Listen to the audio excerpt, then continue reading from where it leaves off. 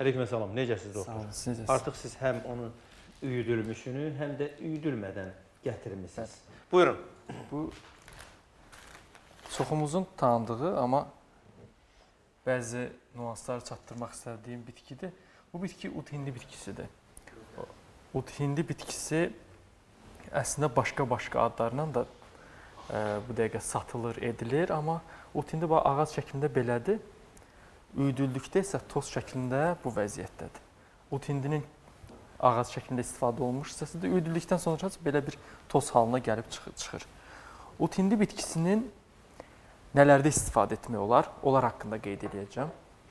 Əvvəlcə qeyd edeyim, ud hindinin bitki haqqında məlumat çox azdır. Tədqiqat aparılır, araşdırmalar aparılır. Çünki çox profilli təsirlərə malikdir. Ona görə də bu bitkini istənilən şəkildə çatdırmaq çətindir.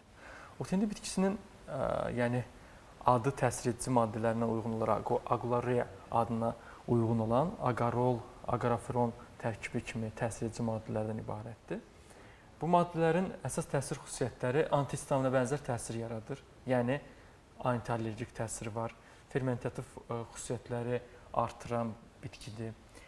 Sidik yolu infeksiyalarında geniş istifadə olunan bitkidir. Ümumiyyətlə yuxarı tənəffüs yollarının xəstəlikləri, tez-tez boğaz gəlmə, angina, tonzilitlər zamanı, laringitlər zamanı ud hindi bitkisinin tozundan istifadə olunur və yaxud da özünün dəmləməsindən istifadə olunur.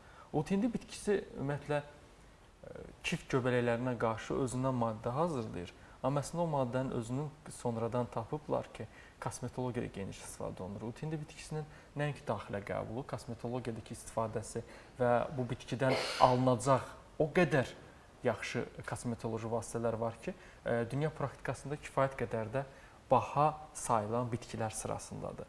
Ud hindi bitkisinin adını internetdə çox yanlış da oxuya bilərsiniz.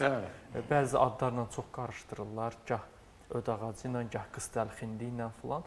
Ud hindinin 15-ə qədər növü var. Yəni ağacın özünün. Bu ağacın hamısı istifadə olunmur ki, yəni kimsə sizə ud hindi verəndə ona dəqiq baxın.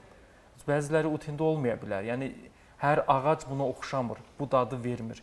Ən azı qutalin mazının, yəni ayaqqabı mazı deyirdik keçmişdə. Qutalin mazının iyi və dadı gəlməlidir. Bəli. Tamamilə yaxınlıqları var. O da onun buraxdığı maddələrə görədir, kif göbələyinə qarşı. Ud hindi bitkisinin çox yaxşı qurd qovucu xüsusiyyətə malikdir, helmintasid təsirə malikdir.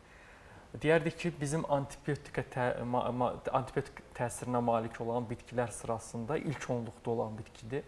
Ona görə də rahat şəkildə istifadə edə bilərlər. Ud hindi bitkisini belə qeyd edeyim, həzmdən tutmuş, bronxitlərdən tutmuş, xüsusilə də asmatik bronxitlərə hamısına faydalıdır. Bilirsiniz, faydalı tərəflərini hər kəs qeyd edir. Mən sizə yan təsirlərini kimlər istifadə edə bilməz, onları da çatdıracağam. Ud hindi bitkisini tərkibində aristoxolin deyə, yəni bir sıra maddələr bitkilərdə alınan maddələr var ki, aristoxolin deyə bir kimyəvi maddə ayrılır. O maddənin özünün böyrəklərə çox mənfi təsiri var. Nefrotoksiki təsirə malikdir. Nəinki böyrəklərə, digər, məsələn, fetotoksiki də hamiləlik dövründə təsir göstərə bilir. Ona görə ud hindi istifadə edərkən mütləq həkim nəzarəti altında qəbul edin. Ud hindini bəli, çox bir yerlərdə hər kəs istifadə edə bilir, hər kəs faydasını görüb də. Çünki ud hindi bitkisinin nəinki antibakteriyal, viruslar əleyhinə çox yaxşı təsiri var. Ud hindinin istifadə qaydaları daha çox bir neçə şəkildə olunur. Ud hindi götürülür 30 qram, 200 qramlıq sıxılma zeytun yağında saxlanılır 15-20 gün və o saxlananda da necə ki, dazotun yağını alırıq, o şəkildə alınma şəklində ud hindinin yağı alınır. Ud hindinin yağını və yaxud da toz şəklində tez-tez allergik rinitləri olan, burun axıntısı olan, haimoritləri, sinusitləri olan insanlar buruna damcı şəklində istifadə edə bilərlər yağından və özündən. Digər toz şəklində alındıqdan sonra, üyüdüldükdən sonra ud hindi bitkisi biraz da çətin üyüdülən bitkilərdəndir. Üyüdüldükdən sonra kötü şəklindədir. Çünki həm də kifayət qədər nəmi var tərkibində. Nəmi var, lifləri var. Bəli, lifləri var. Sərtdir, üyüdülməsi ona görə daha çətin olur.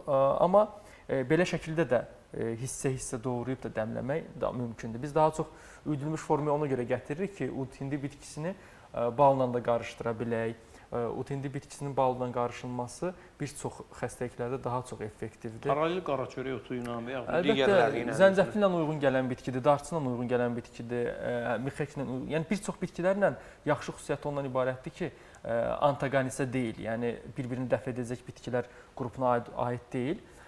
Ut-hindi bitkisini isə məsələn çox insan zob xəstəliyindən tutmuş, məədaltı vəzi xəstəliklərinə qədər istifadə edir.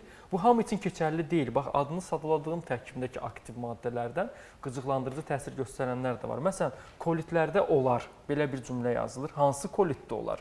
Təbii ki, kataral və spastik kolitlərdə çox yaxşı effekt verə bilir, amma qeyri-spesifik kolitlər üçün əks göstərişdir. Çünki qıcıqlandıraraq ishalların sayını, yəni bağırsağın selliklərinin sayını artıra bilir. Ona görə bəzilərini istifadə edərsiniz faydalı olar, bəzilərinin faydalı olmaya bilər. Ut-hindi bitkisinin bir xüsusiyyəti də var. O qeyd etdiyim maddəyə görə atopik dermatiti olan insanlara, yəni ot tozlara qarşı olan allergiyası olan insanlara dəridə səpki verə bilir. Amma əksinə ut-hindi bitkisinin özünün digər insanlarda isə antihistamin təsir göstərir. Yəni antiallergik elə bu səpkilərin əleyhinə təsir göstərən bir bitkidir. Ut-hindi bitkisini həmçinin də belə qeyd edək, əgər tərkibində diasgenin maddəsinə bənzər maddələr olduğuna görə fikirləşin ki, bu bitkinin menstruasiyon dönəmi saxlaya bilər. Məsələn, kimdəsə əgər menstruasiya olmursa, yəni amenorreya varsa, hər hansı bir səbəbdən, gecikmələri bu biraz da uzadar. Amma yəni menstruasyonun kimsə kəsilmə metodundan istifadə edir. Məsələn, klimakterik sindrom dövrlərdə rahat şəkildə istifadə edə bilirlər. Xüsusilə də istifadə edirlər uşaqlıq yolu poliplərində və yaxud da orqanizm digər yerlərin poliplərində. Orada da ut-hindi bitkisi o polipə əridici təsir deyil, o sadəcə olaraq ətrafına antiseptik təsir göstərə bilir ki, o formasının asılı olaraq artıb çoxalmasın. Ut-hindi bitkisini uşaqdan böyük hər kəs istifadə edə bilər, amma mənim tövsiyəm ondan ibarətdir ki, həkim nəzarətindən eləyin. İstifadə müddəti 21 gündür, 21 gündən artıq istifadə etməyin. Edəcəksinizsə fasilə verməyinizi tövsiyə edirəm və qeyd etdiyim yan təsirlərini bildiyinizə görə onları nəzərə alıb hər hansı bir xəstəliyiniz varmı, hər hansı yanaşı gedən xəstəlikləriniz varmı, onu nəzərə alaraq ut-hindi bitkisini qəbul edə bilərsiniz.